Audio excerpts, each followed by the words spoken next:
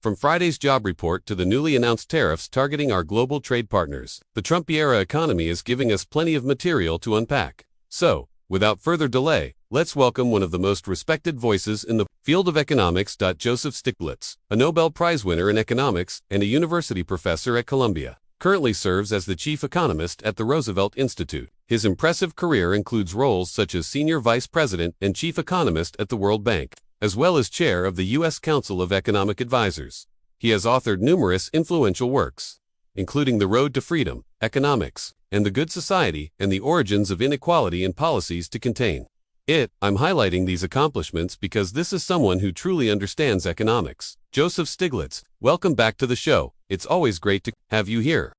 It's great to be here. I wanted to bring you in because, even in the best of times, economics can be difficult to make sense of. But this week, things have been especially complicated, made even murkier by the way the White House has framed certain events. Now, as we both know, administrations have always put their own spin on reports. That said, some developments have been particularly noteworthy. One of the most concerning was Friday's jobs report, troubling not only for the White House but also for the broader economy. Immediately after, the head of the Bureau of Labor Statistics was dismissed. It's a position most people aren't even aware exists, a largely technical, data-driven role. Yet it became politicized, with the firing justified by claims that the individual was a Biden appointee and partisan. What's happened here is deeply troubling.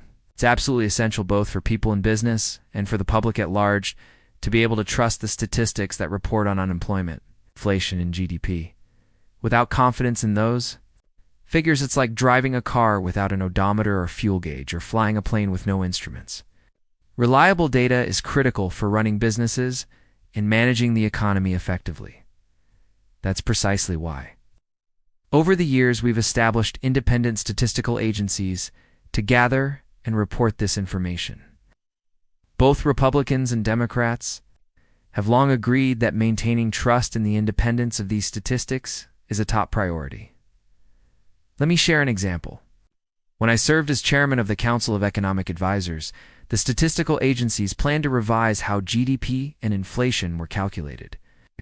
It was a highly technical change from using a less sophisticated index. You don't need to understand all the details. But the outcome was that measured growth would appear slightly slower and inflation a bit higher. This change was scheduled just before an election. President Clinton wasn't thrilled about the timing and asked if we could adjust it. Our answer was clear: no.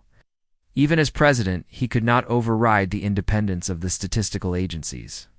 To his credit, he respected that and accepted our advice. Because of that commitment, over the next 3 decades, the public continued to have confidence in the accuracy and independence of these numbers. Look, I understand that throughout history, presidents have often wanted economic conditions to align with their goals. They've likely wished for lower interest rates and have, at times, tried to influence Federal Reserve chairs. But let's talk specifically about the ongoing pressure campaign against Fed Chair Jerome Powell. This isn't new, it's been happening for some time, but it appears to have intensified, particularly as Donald Trump faces other issues he may want to distract from. We've seen actions like visiting the Federal Reserve and even attempting to have the Fed chair removed. Why should the average person care about any of this?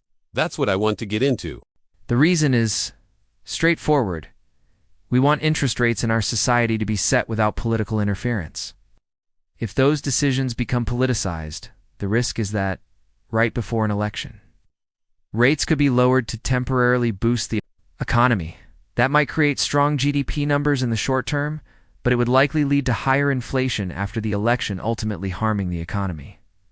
This is why, not just in the United States, but across the world, there's a widely held belief that central banks must remain independent from politics. That doesn't mean leaders can't share their views on the economy. But exerting the kind of pressure Donald Trump has applied is deeply irresponsible. Such actions undermine the Federal Reserve's credibility. And when that credibility is damaged, people begin to expect inflation, lose faith in economic stability, and, over time, lose confidence not just in the US dollar, but in the strength of the American economy itself.